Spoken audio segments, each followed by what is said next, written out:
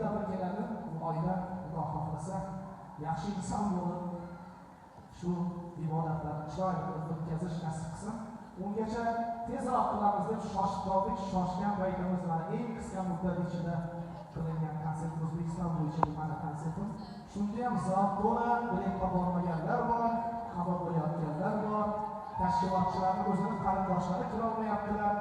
Tashkilotchilardan iltimos qilgandim, joy bo'lmasa ham tikka turishga uzoq yo'l bosib kelaversin deganda mana shu yo'lda mana ruxsat berishdi. Katta rahmat.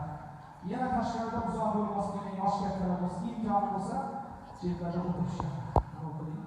Yoki shart qo'ying. Bilet joy yo'q edi, raqsga tushaman desangiz, kiramiz, kirgizamiz desangiz bo'ladi.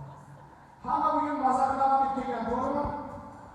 Qarindoshlardan kelganlar bormi?